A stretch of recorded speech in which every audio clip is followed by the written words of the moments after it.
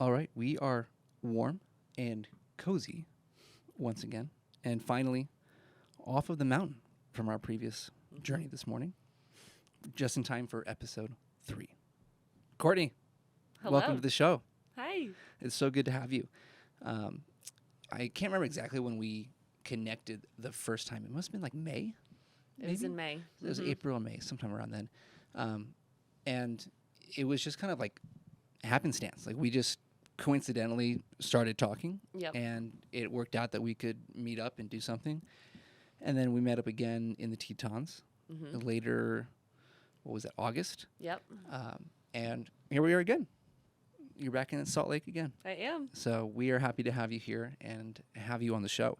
I think having you on will be a good kind of twist from the normal people that we will end up talking to a lot on the show. Primarily because you are not a photographer like a lot of our friends will be, but you also have some more unique stories and a journey that you're going through that most people don't have. And so I think it'll be fun that we can get to share that story on the show. First off, I'd like to have you introduce yourself. Tell us where you're from. You know, maybe a little bit how you got to here. You don't have to go into great detail now, but let's just hear about who Courtney is. Yeah. So I am from Massachusetts. Born and raised there my whole life. I moved into my van almost a year ago, last November 2021. And, you know, I went to school at University of Rhode Island. I studied fashion merchandising. Don't know if I'm ever going to do anything with it, but it's nice to have. It was a great 4 years there. I worked in retail for most of my life up through 2020. And then from there, I really decided that the van was my goal and my dream. And so I left retail. I started nannying, saving up, and here I am. Awesome. So. Let's start with why were you interested in the fashion side of things, and why were you going to school for that? Honestly, it was one of those things that I just always loved. I loved dressing up. I loved getting creative with my outfits. It felt like a way that I could express myself without having to speak or to talk or, do anything, really. And yeah, it really just was like my creative outlet. And I loved helping other people, feel good in their skin and what they were wearing. And it's kind of crazy because I feel so far removed from it now. I spend most of my life in leggings and T-shirts, and that's about it. But I really do love it. And, from time to time, I love, like, going and picking out a cool outfit and finding a cool spot to go shoot in or, do something creative like that, do it a little different than what I normally see on Instagram. But yeah. And so the retail experience that you had working, it sounds like that was the last job you had before you, well, besides nannying, before you really decided you wanted to basically, what I would say is change your entire life path in a way. Yep. What about the retail experience turned you off about it? There was a lot of things. It started to get superficial for me. It didn't feel like it didn't inspire me after a while. It didn't drive me. I wasn't excited to be at work anymore. I wasn't excited to help customers, and that's what retail is. It's all customer service, and I wanted something more. I wanted something more authentic and more real for myself, and I didn't exactly know what that was. And it was in 2019, I went on my first backpacking trip in Peru. And after that, I was just like, this is what I need to be doing. Like, this motivates me. This inspires me. I saw a whole different way of life than what I was living inside of a mall. And I just wanted to get out and do something more with my life. And, as a career, I still don't know what that is. But a career is not really my goal right now. So. Gotcha. And so I think the big question from that is, how did you discover the van life thing? And what about it caught your eye to make you want to switch out of what a lot of people would consider maybe a normal kind of life and career path into what you're doing now? Well, I studied abroad in 2018, and after that, I knew I had to travel. Like, I still wasn't super outdoorsy, I guess you could say, like I am now. But I just knew I was like, I just need to travel and go places and experience new things with my life. And so when I got back, I still had 1 year left of college, and my parents were like, yeah, you're finishing college. I really just wanted to quit and go start traveling right away. But they were like, you're not doing that. So I was actually with a boyfriend at the time, and we had kind of talked about like going and doing our life in a van and, all of that. Long story short, obviously that didn't work out. So I said, F it, I'm going to do it for myself then, So I graduated college, and it took me a while to figure it out and to be like, yes, I can actually do this on my own. I'll do what I have to do to get there. And it wasn't an easy few years, like figuring all of that out. But yeah, I don't know exactly what it was about the van. Maybe it was like, it just seemed the easiest way to see as many places and to travel what I wanted and to have that like sense of freedom that I felt when I was abroad, essentially. So I think that's what really drove me to it. Right. And talk to me about the process of getting/building out a van. What did that look like for you? So I bought my van built out. So my mom was actually the one who found it on a website, and it was right in Boston.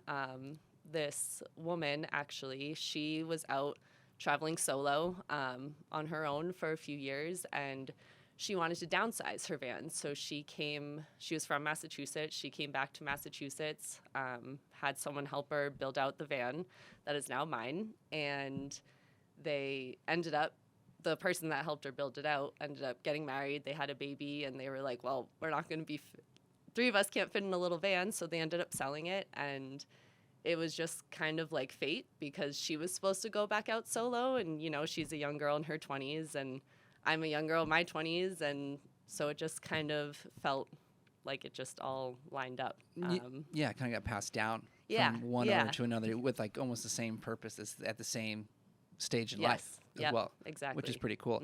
Now, your van is not huge by any means. Nope. Like, I can't imagine what that would be like living in that full time on the road.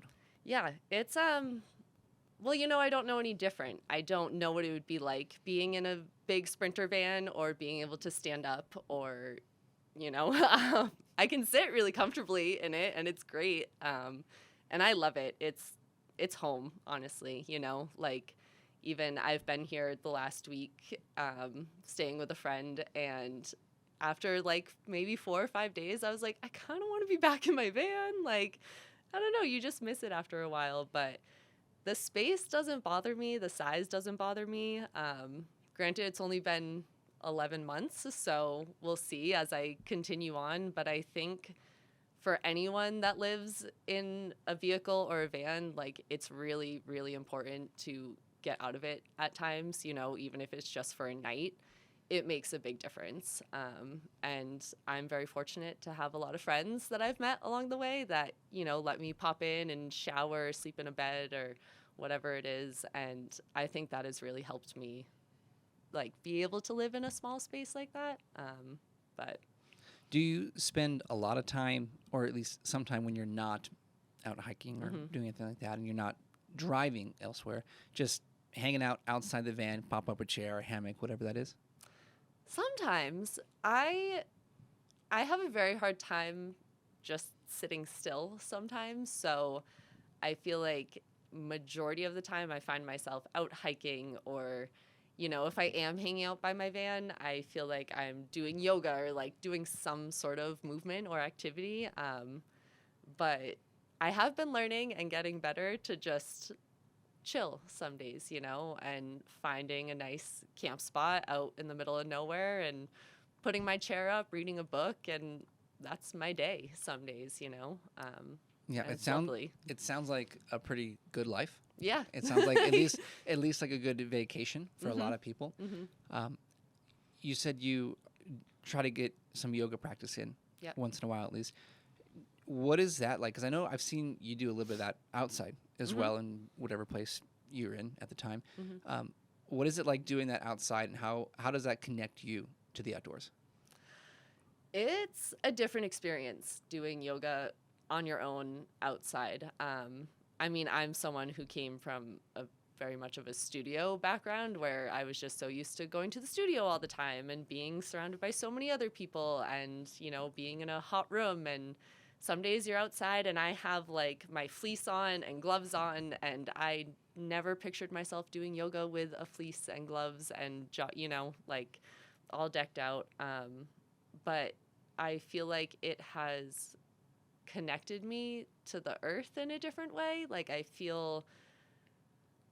don't know, I just feel closer to it when I'm practicing outside. And, like teacher, I don't know if you've ever done a yoga class, but but teachers will say things like reach up to the sky or like, fold down to the ground, and I'm like, oh, I'm not looking at the ceiling. I'm actually looking at the sky, and it just brings a lot of gratitude, I think, into my heart to be like, oh, wow, I can do this, and I can do it in these beautiful places surrounded by whether it's red rocks or mountains or, in the desert, wherever it may be. So it's really nice to be able to just roll out my mat anywhere and do it whenever I want. Yeah. And if I were to say maybe like a feeling that you would have when you're doing that is that you feel like you are in the place that you should be at that moment. Would you agree with that? And I could see how that would work, especially because you're going a lot of places. A lot of times you're alone, but you are kind of having a moment of reflection in a way when you're out doing that stuff. Just like a meditation practice would be as well. I think another question a lot of people would want to know, and I think it's maybe the first thing that a lot of people would think about when they think about van life, is where are all the cool places you've gone? Oh my gosh. So many. Too many to count, honestly. I was thinking the other day, since I'm coming up on a year, like of all the places that I've gone this year, and it's been a lot. I kind of didn't realize how on the move I've been over the last year. Like, I really haven't stopped much. There's been maybe like a few weeks here and there where I've stayed in a place a little longer, but I've really just been on the go. I think some of my favorite places have honestly been some of the national parks. Like Yosemite is hands down one of my favorite spots and forever will be. The Tetons as well. Those mountains are just so magical. I didn't want to leave there when, this summer. And I really loved Washington as well. I didn't get to explore too much of it, but I did the Enchantments hike while I was there, and that was like a whole other world. It felt like I was just transported to a different planet for a couple hours, There's so many places that, I don't know, you just got to get out there, Like, if you want to see cool things and experience cool things, I feel like you really just got to start going and meeting people. Because, I started with the national parks. Like, that was, like, my thing. I was like, I want to go visit all of them. And I've done pretty well so far. But until I started meeting people that could, tell me, like, okay, this national park is cool, but, like, go check this little place out, and those are kind of like the places that really, I don't know, you're just like, when you get there, you're like, oh, I was like meant to see this, Yeah, that's really cool. And I want to backtrack really quick. So you've only been doing this for about a year. Yes. Right? And so you started, what is that, late 2020? 2021. 2021, right. So you started late in 2021. Yep. Where was the first place you went to? Because you were living in Boston at the time. So your first trip out of Boston, where were you like, I need to go? Well, my first stop on my trip, Your first destination that you were heading towards. Okay.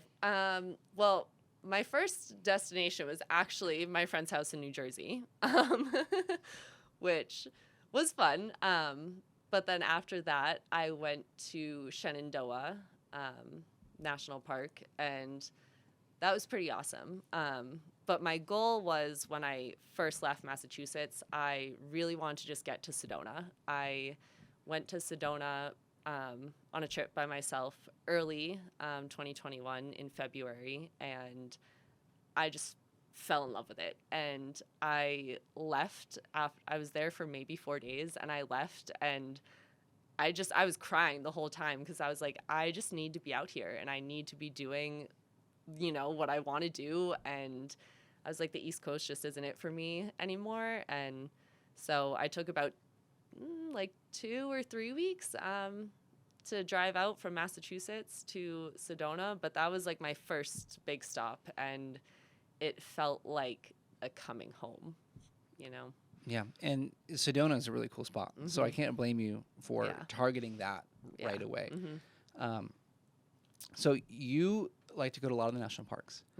How many of them have you been to? 45. That's a lot. What are the ones you haven't been to? At least like the general areas. Alaska, Hawaii, down in Florida, and Michigan. Gotcha. And so you already said Yosemite and Tetons were two of your favorites. Yep. Can we fill out a top 5? Top 5. Ooh. Okay. So Yosemite and the Tetons, Carlsbad Caverns, which it may not be like the most like wow kind of park, but I had never seen anything like that, like in my whole entire life. So when I was there, I was like, this is incredible. And I loved that. So that would probably be in the top 5. Let's see. It's like when you ask me this question, all of a sudden all the national parks just leave my head. I know I'm going through like California.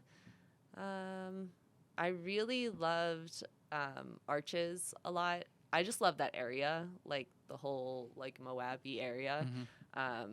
That was amazing. And probably the Grand Canyon, That's a classic. Yeah. And like part of me didn't really want to say it because it is such a classic, but it's a special place. It's a special place, and I got the opportunity. I hiked down into the canyon by myself last January. And it was great. It was just so cool. And just to see something so vast like that, it's just, I've never seen anything like it in my life. Yeah, I feel that way a lot about places that we go to as well. I mean, you mentioned like it's a special place, and there certainly is a very real feeling when you go to these places that it's hard to explain what it is. But, you're like, oh, it's cool, it's otherworldly, it's spiritual in some sense. But everywhere you go, a lot of these national parks are that way too. You get in there for the first time, and you're like, this is amazing. Yeah. And that's a feeling that I think a lot of people, they don't get until they go the first time. And then they get hooked, probably like you did. Now, with you going to all these national parks and living in your van, are you staying inside the park when you go? Sometimes. I mean, I do everything I can to not pay for camping. Obviously, that's part of why I think anyone would go live in their van or car. But, during the off season, sometimes there's spots you can just find and huddle up and no one really cares, I guess. But I feel like majority of the time I tend to stay a little outside the park. There's usually more BLM land around it than obviously inside of it. And yeah, so I would say more often than not, I'm outside of it, but here and there I can sneak in. Gotcha. And so for those who don't know, BLM is the Bureau of Land Management, Mm-hmm. and on their lands, pretty much camping is allowed almost anywhere you want. You know, Yep. there's some restrictions and rules you have to try and follow. But Yep. how are you going about trying to find those lands? Are there good maps people can find online? Like, what's the best way for people to do the same kind of thing you do when they're planning trips or vacations, whatever?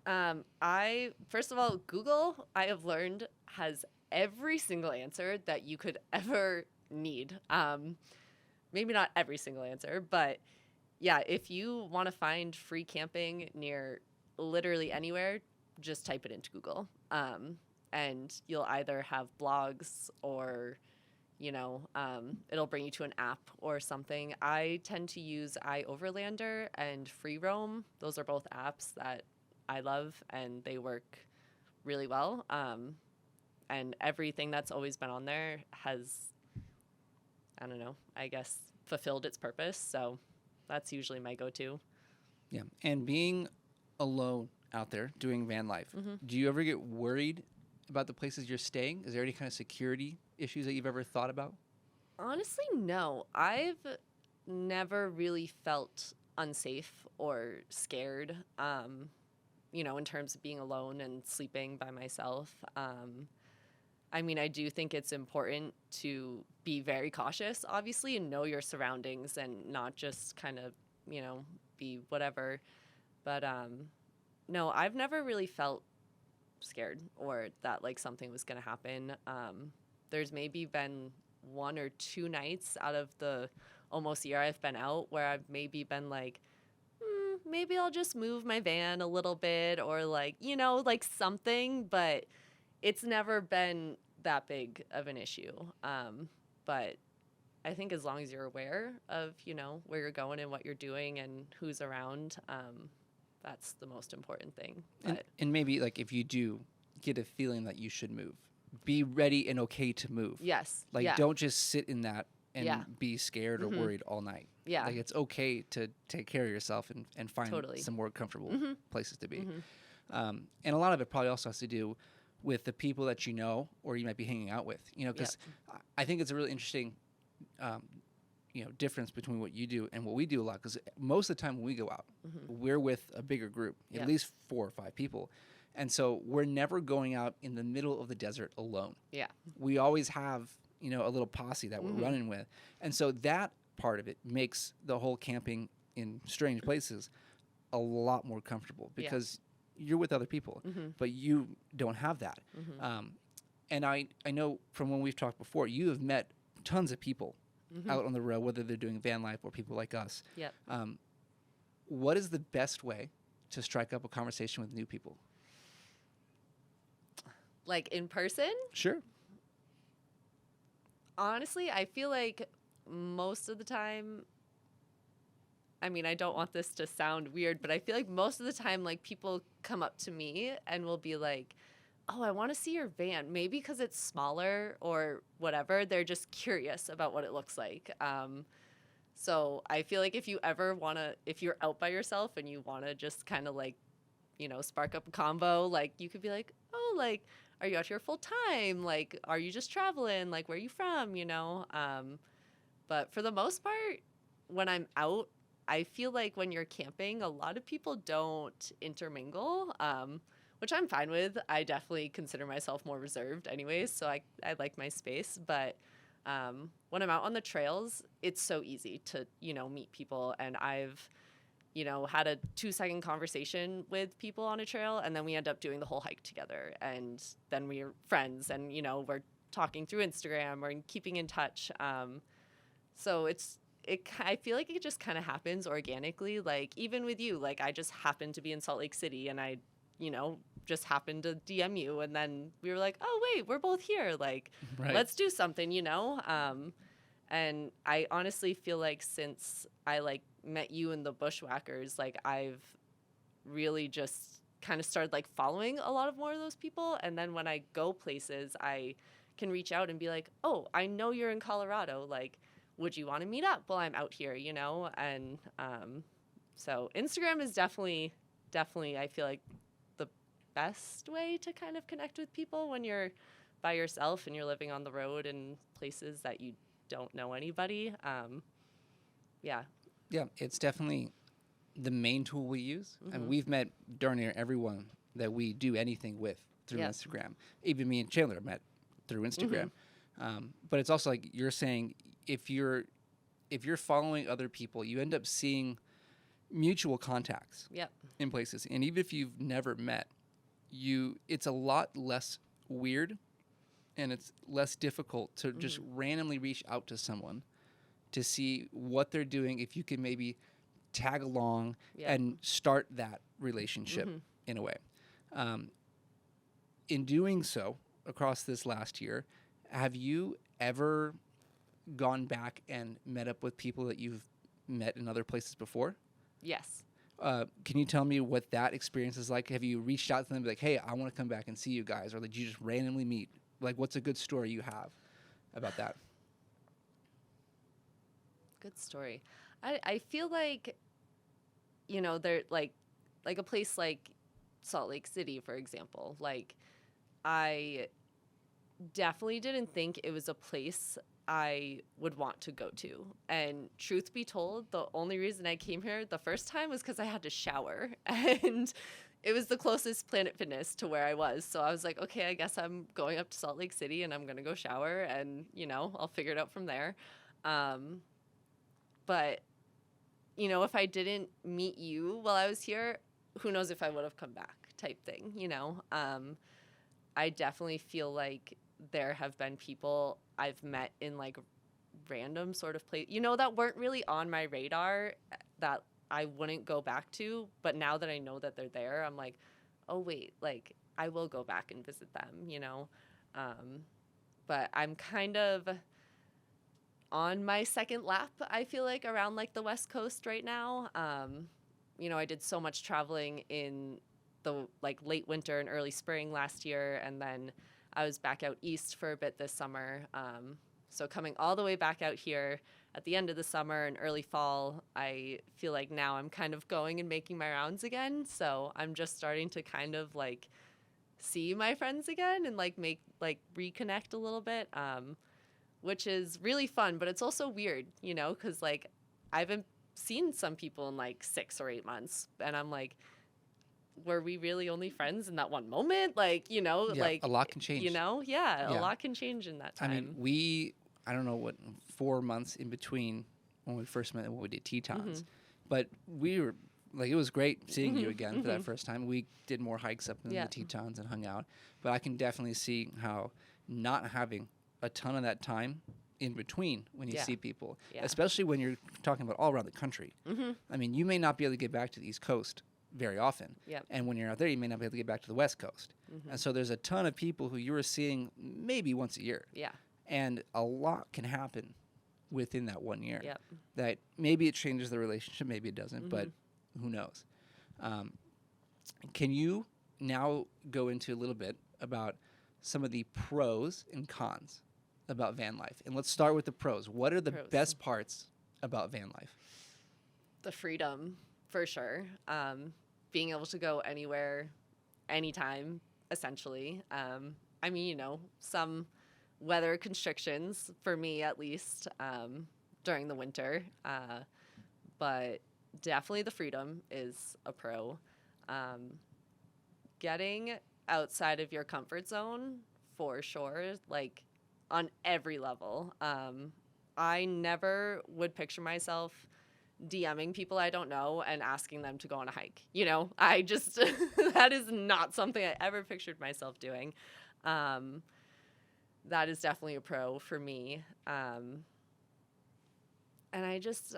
it's a different way of living. And for someone who is like, I came from a retail background, my life was fashion, and I had a full closet of just stuff. And, when I moved into my van, I sold probably close to 500 pieces of clothing. And yeah. That's a lot. It was a lot. And so, like, downsizing and realizing, like, this stuff just isn't important for me, and I feel like it's really helped me kind of like reprioritize what is actually important. And in doing that, I feel like it's kind of helped me figure out like who I am more and not cling so hard to like an identity. Yeah, those are the pros. Gotcha. And let's flip to the other side now. What are the downsides of van life? Because I think a lot of people, when they see, whether it's people like you or anyone else, doing the van life thing, they think either they're like, I don't know why I'd ever do that, or two, they're like, that looks amazing. But like everything, there's going to be negative aspects to it. So what are some of those negative aspects that people don't see on Instagram? It's hard. Living in a vehicle by yourself is hard. And I think, just things come up. And I think that's, for me, has been like the hardest part is like, things happen in life, but when you're also living out of your vehicle and like that is your home, like things happen and you're just like, well, okay. Like 3 days ago, my van decided to break down at like 10:30 at night. And I was very fortunate that I had friends in the area that could help me out. And I have AAA that could tow me and I was in a safe space and I had service. But I've been in situations where I haven't had service and I've been in a sticky situation, or, like there's some nights where you wake up, or some days you wake up and you're like, okay, where am I going to sleep tonight? Like, what am I going to, there's like certain things you have to think about that, if you live in a house and, you don't have to think about those things. But like overall, like negative points to it, I feel like there's not a whole lot. It's just a different way of living. And I think I was very ready and like mentally prepared for that. And I wanted that, I wanted a simpler way of life. But, that might not be for everybody. But I would just say the hardest things is like really just learning how to go with the flow and like learning that like you can't control things sometimes and things just happen and you're just kind of like, okay, it is what it is. And especially if you're not working or you're unemployed and, these big things come up and you're just kind of like, okay, that was like my month's expenses I just spent in a day on my car, like those things are kind of harder to deal with, but I wouldn't give up, any of that stuff to go back to a different life. So I'll take it all. And along those lines, you just mentioned work and income. What are you doing for work while you're on the road? At the moment, I'm not working, but I've done just sort of like a lot of odd jobs, I guess you could say. Like I've door dashed, I've dog walked, I've house sat, I catered for a bit this summer. I've sold some stuff online.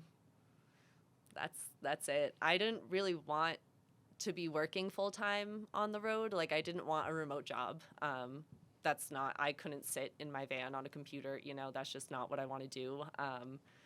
But I'm now at that point where I'm like, okay, maybe I just get a seasonal job and, I'll work for a little bit and then go out and travel and adventure more.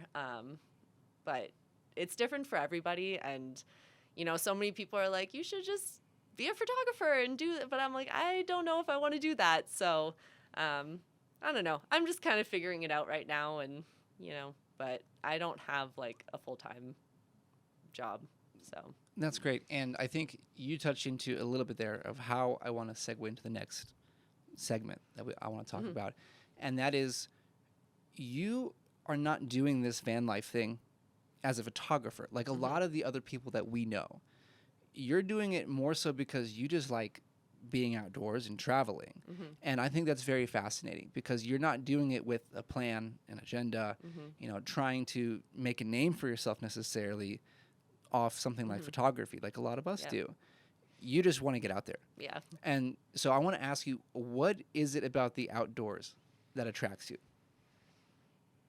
Everything.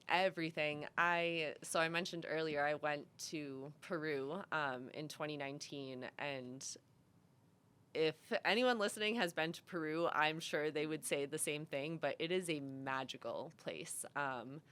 So one of my friends that I used to work with, she was going on a trek to Machu Picchu, and I had never hiked at this point. I didn't even own a pair of hiking boots. I, as a fashion major, hated the thought of wearing hiking boots. So I was just so, it was so out of my zone. But I decided to go. I was like, I'll give it a shot. It seems cool. Like, why not? And I trekked for 6 days to Machu Picchu, and it just, something happened there that I can't explain. And I was like, this is just what I need to be doing. And I think, I was not in the best mental place at that point in my life. And I think when I went there, just everything fell away. Like every worry, every anxious thought, every anxiety, it just went away. And I was like, wow, I want to feel that again.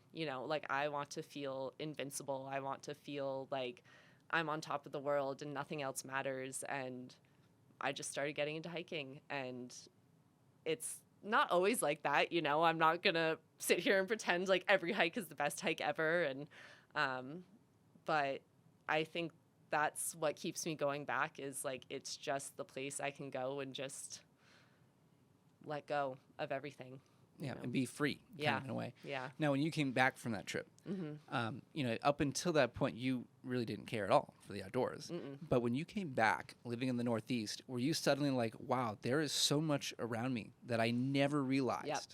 Yeah. And, like, where was the first place, if you can remember, that you wanted to go when you got back? Oh. I think because I had just gone to Europe at that point, and I was still kind of like, all the cool stuff is outside of the country. I still wasn't really that fascinated with the U.S. itself. I really wanted to go back to Italy and like do some hiking over there. That obviously hasn't happened yet, but yeah, that was really high on my list when I first got back. Now, maybe the answer is Peru to this question. Mm-hmm. But what place would you like to go back to the most?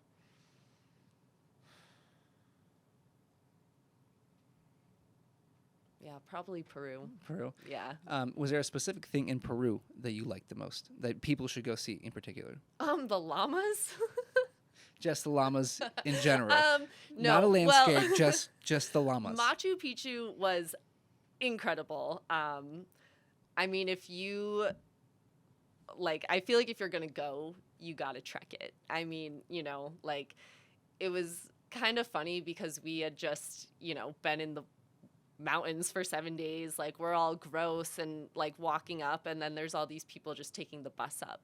And like, no judgment or anything, just seeing the difference of like, we just worked our butts off for 7 days to get here, and there's people just coming up in a bus, and just like seeing the difference was, I don't know, it was kind of crazy. But we also went to I might butcher the pronunciation, but Huacachina, which is like the desert oasis. It's actually not really close to Machu Picchu at all, but it's beautiful out there. It's just like sand dunes all around. Like, you feel like you're in some mystical land, and then it's just a little oasis at the bottom. And there's not much to it. You only need a few days there, but it was a beautiful spot. And so you're kind of hyping this place up, and Yep. I'm sure it's amazing. Mm-hmm. I'm not saying it's not, because I've seen pictures of Peru, Mm-hmm. so I'm sure it's great. Yep. But a lot of these times when we build a place up in our heads, it doesn't Mm-hmm. live up to expectations. Mm-hmm. And maybe the best context for this question is in terms of national parks, because Yeah. it's easier for a lot of other people to think about. But what is a place that did not live up to your expectations? People are probably going to hate me for this, but Glacier. Really? Glacier National Park didn't do it for me. Really? No way. That's my favorite park. Yeah. Okay, so what is it about Glacier that you did not like?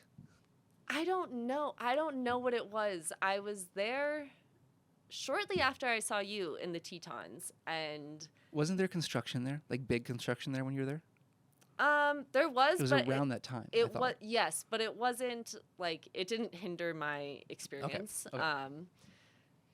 And I don't know, maybe it was just because I loved the Tetons so much, and then so I went there and just I don't know, but it was also every person that I had talked to leading up to Glacier was saying how incredible it was and how Yeah, amazing I it was was going one to of those be. people. Yes, and I just got there and I didn't have that feeling that I got like when I saw Yosemite for the first time or when I saw the Tetons. It didn't light up my soul, and I was like, okay, I could obviously it was beautiful and I loved the hikes that I did and but it didn't do it for me.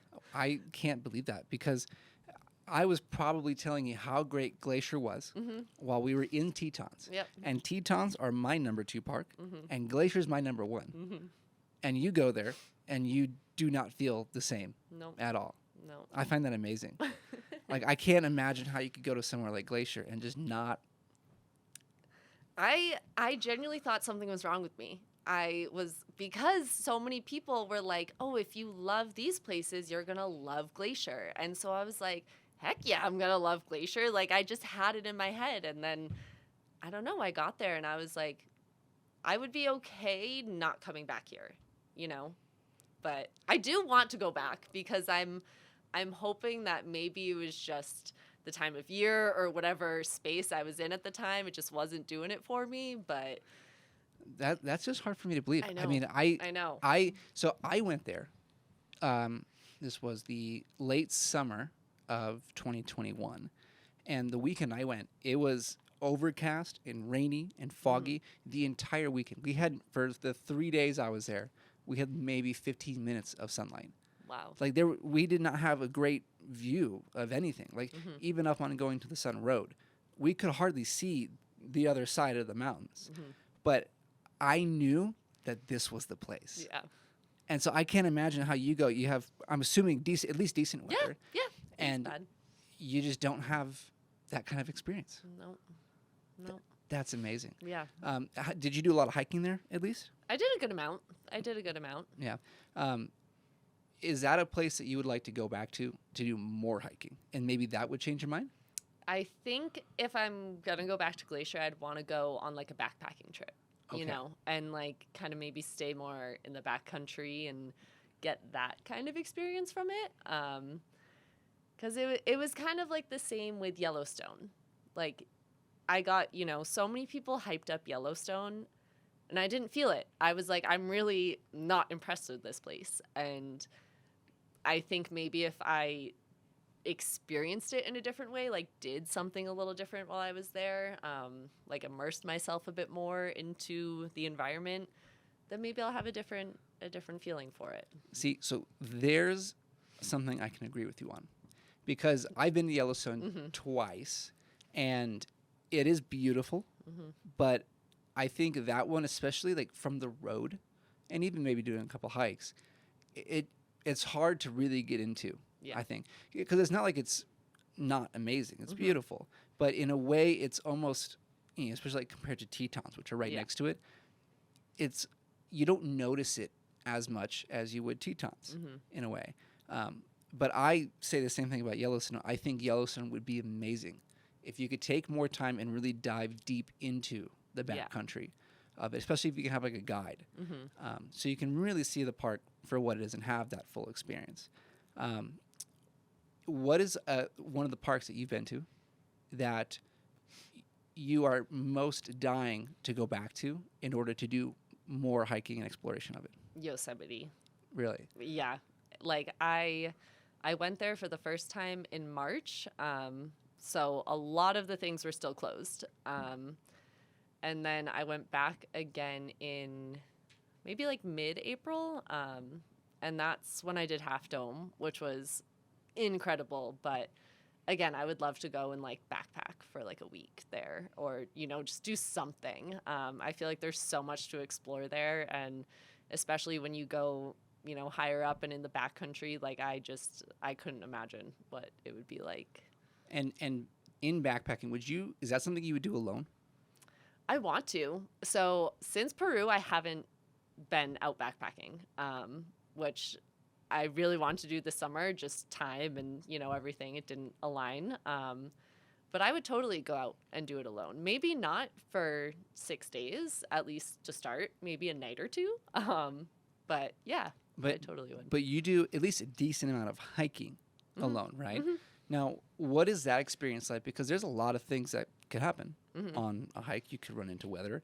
You Yeah. can run into wildlife. Like, what is the experience like doing that alone? And maybe you could give us some advice on how you could be a little bit more safe in doing so. Yeah, so it's weird because I'm never nervous when I'm out by myself. Like, I'm never on edge. Doesn't mean I'm not prepared or, like aware of things, but I get this question a lot of like, you're going out there alone? Like, what are you doing? And I'm like, I just don't feel scared. Like, weather can be unpredictable. But I always have like essentials in my backpack. I always have, gloves, a hat, raincoat. I feel like the bare minimum at least. What else did you ask me? Like what about like running into wildlife? Because that's another factor. Yeah. So at least like when I saw you in the Tetons, I never carried bear spray, and after that though, I did go out and buy some bear spray. I brought the bear spray that day. But again, like we saw moose today on our hike, and I wasn't scared that they were gonna come. They're unpredictable. They are wild animals, but I also feel like if you're giving off the energy of like, oh, I'm scared, or like they can pick up on that. And at the end of the day, we're in their territory. So I just feel like being smart about it and keeping your distance. When I was in the Tetons one day, I was hiking by myself, and I came around the corner and there was a bear literally probably 3 feet in front of me. And I was like, oh, okay. And I just started backing away, and he just looked at me, and I was like, okay, like we're going to be fine. And then he just waddled off, and like, that was that. And I was like, okay, that wasn't that bad. And yeah, I know I didn't have bear spray on me either at the time. For those listening, don't take her safety advice because yeah, you need I was to carry gonna bear say spray. I don't know if I am the person to go to for safety tips. But yeah, I don't know. I just never have felt like that is really something that I need to be like so worried about. I mean, you need to be cautious about it, but it's also like the bears that you're going to see on trails, around the Tetons and stuff are different than bears you would see out in the wild, like backcountry of like Montana. So I think it's like kind of knowing where you are and just like knowing, I don't know, just being aware, and honestly just, for lack of better terms, not being stupid, and just being prepared and knowing like, okay, if I see a bear, this is what I do. If I see a moose, this is what I do, and just don't get too close. You're in their space, it's not, it's their home. So. Right. There's a lot of good resources online that you can find, what you should and should not do around wildlife. And like you said, too, it's about being respectful of their territory, their home. I mean, if you encroach upon their space, they might react in a way that you're not going to be happy with the consequences of that. But as long as you know what you're doing, generally you should be fine. Unless you run into a bear that's 3 feet in front of you. That'd be terrifying. It was a little scary. But it was actually on the way down from like one of my longest hikes ever, and it just took me so by surprise. And in that moment, I was like, okay, well, if I go out this way, then like I guess it's kind of epic, like I'm in the Tetons and like whatever. Not the worst way to go out. How big was that bear? Would you say? It was kind of smaller, like I don't know. It kind of looked like maybe like a teenage age-ish bear. Gotcha. If I had to give it. I think you may have told me at least the location. Was that in Cascade Canyon? Yes. Going around. Yep. Which is a great hike if you have time to do it and you're up there. I've done at least part of that when I was really little, but it's beautiful in there. Oh, it's so stunning. And I think one of the cool things about running into wildlife is because a lot of people don't ever have those experiences on a day-to-day basis. We get a little bit more of that because we go out a lot and we go to all these places somewhat frequently. But before I moved out here, I'm sure the same way for you being in Boston, like there's no bears around. No. There's no moose. I've never seen a bear. Yeah, until there's none of No. that wildlife. I mean, we were doing a show the other day with Bryce, and he didn't know what the difference between a moose, a caribou, and a deer was. And it's like, a lot of people don't have those experiences. Yeah. But when they have it for the first time, it is kind of like, it's a life-changing type of thing. Yeah. Because suddenly they realize, like, wow, there is other things out here. Yep. And if I'm not careful, it could go bad. Yeah. Totally. But it is something that a lot of people should learn how to deal with. What I'd like to get into next is our trip this morning. So you've been out here for a week or so. We did something earlier in the week. And this morning, on Sunday, we went up and did a hike in Big Cottonwood Canyon. And I would like to hear from your perspective, because I was there. I have my own perspective on how everything went down. Could you give us a rundown of our journey, our trek this morning? Yeah. All it was the details. It was a trek. So when we got out there, it was snowing when we started, and there was a decent amount of snow already on the ground. Yeah, probably like 4 or 5, 6 inches on the ground at the base of where we started. Yeah. And I was mentally preparing for worse. So was I. When we got there, I was like, oh yeah, like this is fine. Like I can do this easy breezy. I'm not a huge fan of the cold. Like I don't like being cold. I don't think anyone likes being cold really, but I really do not like being cold. The snow and like adventuring in the cold weather, I'm always, iffy on.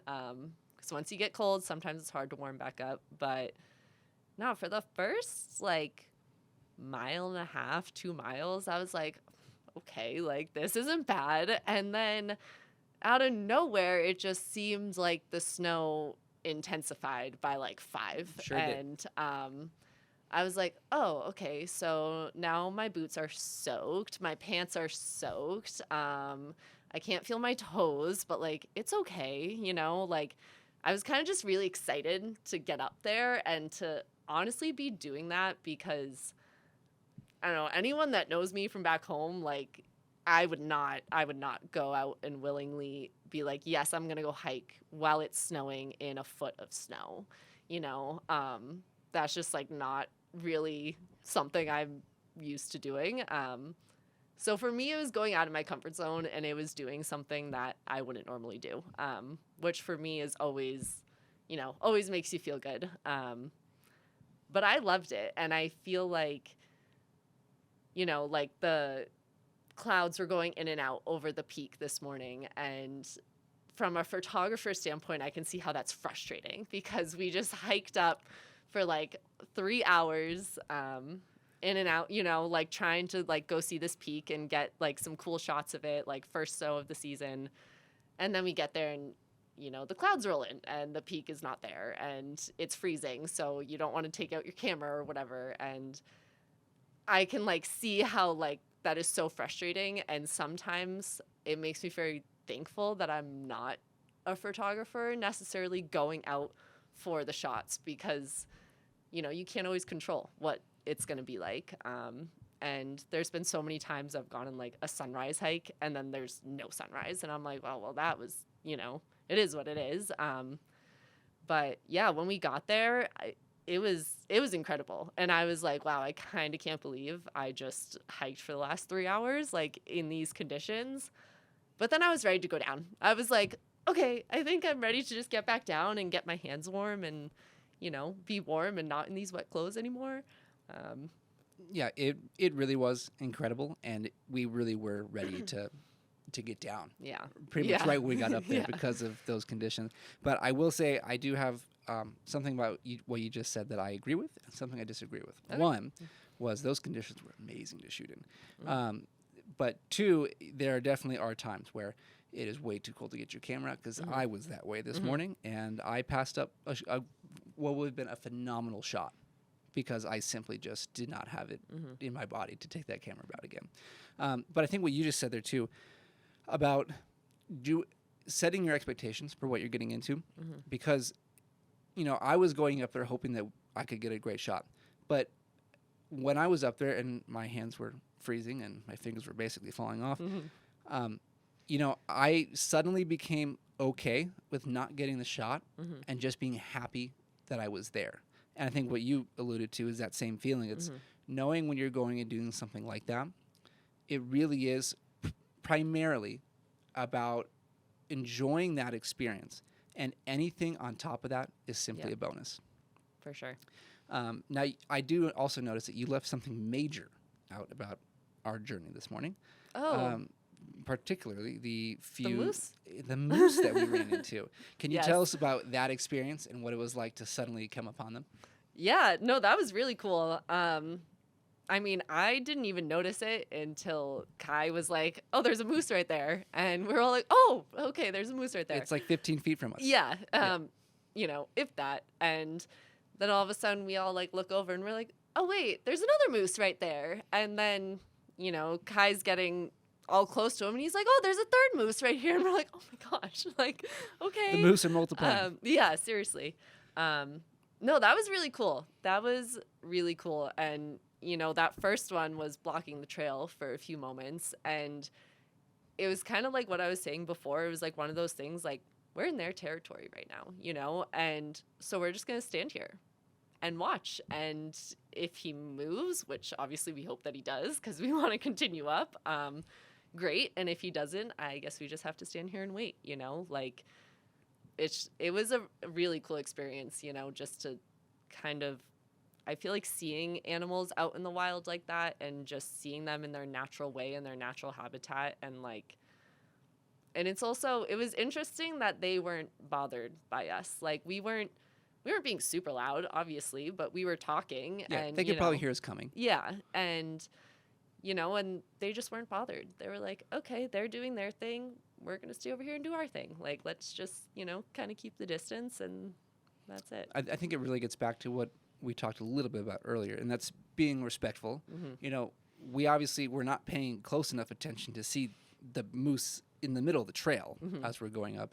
But once we did, we realized, okay, we have to be very careful. Yeah. And we backed away. We gave it space. Mm-hmm. And, we didn't cancel our hike. We didn't start going back down Yeah. then. But we gave it some time to see Mm-hmm. how it would play out and make sure that we were at a safe distance. Mm-hmm. And once it got away or got off into the bushes a little bit, we realized, okay, we could safely get around the trail Yeah. and continue. But we didn't force it. We let it all happen. And we made sure that we were being safe. So I think it's a good lesson that Yeah. people can learn Yeah, totally. from that experience. Now, this morning was a journey.